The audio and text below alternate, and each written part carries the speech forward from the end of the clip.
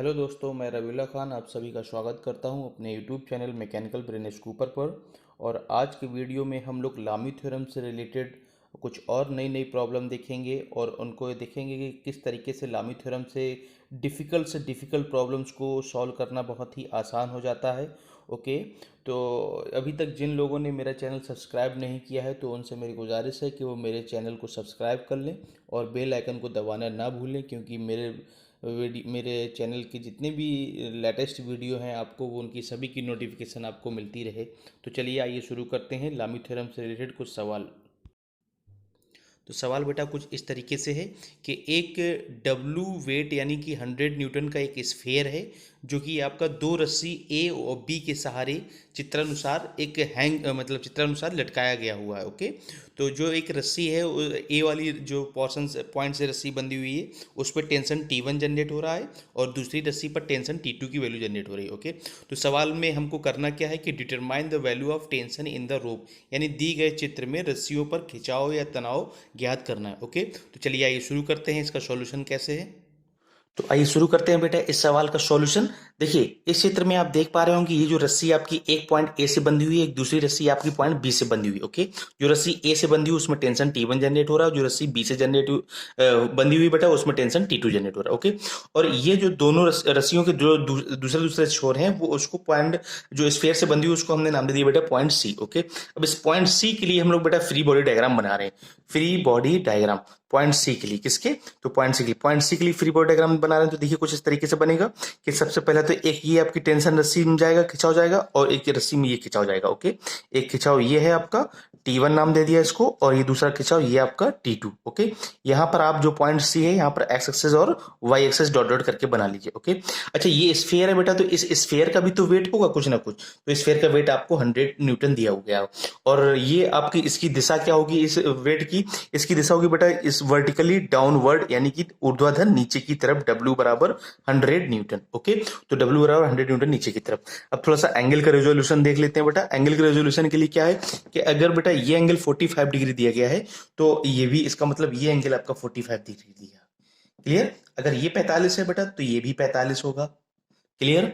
अगर ये 45 है तो फिर ये भी 45 होगा। ये बेसिक ज्योमेट्री के रूल्स हैं, थोड़ा सा इनको ध्यान दीजिएगा कि ये अगर आपका 45 डिग्री है तो फिर ये 45 होगा और ये भी 45 होगा। यहाँ पर भी कुछ एंगल दिया गया है बेटा।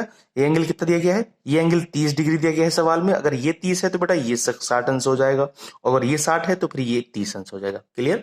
ये सभी आपके एंगल रिजोल्यूशन हो गए। तो अब हम लोग क्या करेंगे कि इस पॉइंट सी के ऊपर हम लोग लगा देंगे बेटा लामी थ्योरम। लामी थ्योरम जैसे ही लगाएंगे तो जो आपके दो रिमेनिंग फोर्सेस T1 और T2 हैं इनके मैग्नीट्यूड्स निकल आएंगे। ओके। तो चलिए अप्लाई करते हैं लामी थ्योरम। ओके। थोड़ा सा और सही से अगर आपको देखना रहा, अब हम लोग इस तरीके से, हाँ सॉरी, तो आइए बेटा अब हम लोग इस चित्र के ऊपर लामी थ्योरम लगा रहे हैं। ओके। देखिए सबसे पहले हम लोग लोड लिख रहे हैं W। तो W बटे साइन ऑफ एंगल कौन सा होगा? तो देखिए अब जो दो फोर्सेस बचे हैं वो कौन से? एक फोर्स आपका T1 और दूसरा फोर्स आपका T2। इन दोनों के बीच में कोण कितना है? देखिए इन दोनों के बीच में कोण बेटा यही तो बनना आपका। ओके। इन दोनों के बीच में कोण यही तो है। यह है कितना? 60 प्लस 45, यानी W upon sine 105 degree. Okay. बराबर T1। अगर आप T1 लोड लिख रहे हैं तो देखिए T1 लोड आपका ये है, T1 लोड आपका यही है ना, तो इस T1 लोड के लिए लिख रहे हैं आप तो अब जो दो रिमेनिंग फोर्स बचे वो कौन से हैं? एक T2 और दूसरा आपका W। तो T2 और W के बीच में एंगल कितना है? ये एंगल है आपका। देखिए थोड़ा ध्यान से, T2 और W के बीच में यही तो एंगल है, ये यहां से लेकर यहां तक। तो T2 ये कितना एंगल 30 और ये एंगल बेटा 90, आप जानते होंगे। तो 90 प्लस 30 दैट इज 120, यानी 120 डिग्री। ओके। अगर अब आप लिख रहे हैं T3 force, sorry T2 tension, तो T2 टेंशन लिख रहे हैं तो T2 टेंशन ये है आपकी। अब जो दो रिमेनिंग फोर्स बचे वो कौन कौन से? एक ये गया आपका T1 और एक ये बचा W।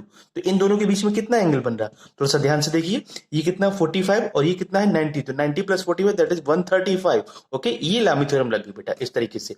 जिसको भी अगर कंफ्यूजन हो रही है इसको फिर से देख लीजिएगा, फिर से देख ली कि अगर ये W लोड लिख रहे हैं तो W आपने लिखा, तो दो जो अब एंगल लिखा जाएगा वो कौन कौन किसके किसके बीच का एंगल लिखा जाएगा? वो फोर्स T1 और T2 के बीच का कोण। T1 और T2 के बीच कितना है? 60 प्लस 45, 60 प्लस 45। ओके। तो T1 जब आप लिखेंगे तो T1 बटे साइन, अब जो W और T2 के बीच का जितना भी एंगल हो रहा है तो W T1 T2 के बीच का एंगल कितना हो रहा है? 120। इसी तरीके से T2 बटे साइन 135। ओके। अब हम लोग पहले और सेकंड टर्म को ले लेंगे, इन दोनों को सॉल्व करके T1 की वैल्यू निकालेंगे। तो देखिए, तो T1 बटे साइन 120 बराबर W बटे साइन 105, ओके। या फिर T1 बराबर W साइन 120 बटे साइन 105, ओके।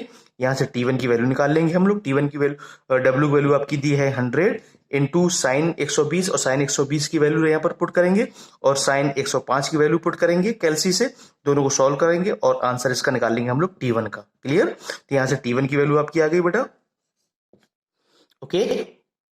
तो इस इक्वेशन को जब बेटा हम लोग सॉल्व करेंगे तो T1 का आपका आंसर आ रहा है 89.6 न्यूटन, ओके। 89.6 न्यूटन। अब देखिए ये आपकी वैल्यू आ गई T1 की। अब आपको क्या करना है कि पहले और दूसरे और तीसरे टर्म को आप ले लीजिए, या फिर पहले और तीसरे टर्म को ले लीजिए। किसी भी दो कॉम्बिनेशन को ले लीजिए, दो इक्वेशन को ले लीजिए और आप T2 की वैल्यू निकाल लीजिए, ओके। तो जब T2 की वैल्यू बेटा आप इस तरीके से सॉल्व करके निकालेंगे तो देखिए आगे इसी पे मैं सॉल्व कर दे रहा हूं। तो T2 के लिए इक्वेशन बनेगी, देखिए मैं सेकेंड टर्म और थर्ड टर्म को इक्वेशन को एक साथ ले रहा हूं, ओके। इन दोनों टर्म इक्वेशन को साथ में ले रहा हूं। तो T2 के लिए इक्वेशन बनेगी क्या कि T1 मल्टीप्लाइड बाई साइन 135 बटे साइन 120, ओके। और T1 की वैल्यू आपको यहां से मालूम है, T1 की वैल्यू आप यहां पर रख देंगे और ये कैलसियस की वैल्यू पुट करेंगे तो आपकी वैल्यू बेटा T2 की आ जाएगी समथिंग अबाउट 73.2 न्यूटन, ओके। ये वैल्यू टैली करा लीजिएगा आप लोग दोनों वैल्यू टैली करा लीजिएगा कि T1 की वैल्यू 89.6 न्यूटन और T2 की वैल्यू 73.2 न्यूटन। तो देखा बेटा कि कितनी आसानी से इस लामी थ्योरम का यूज करके हम बड़े से बड़े और टफ से टफ सवाल को आसानी से लगा सकते हैं। तो आज की वीडियो में बेटा केवल इतना ही। तो जिन लोगों को मेरा वीडियो मतलब अभी तक जिन लोगों ने मेरा चैनल सब्सक्राइब ना किया हो तो उन लोगों से मेरी गुजारिश है कि मेरा चैनल सब्सक्राइब करें और घंटी के आइकन को दबाना ना भूलें और मेरे वीडियो को ज्यादा से ज्यादा लाइक, कमेंट और शेयर करें। Okay, bye.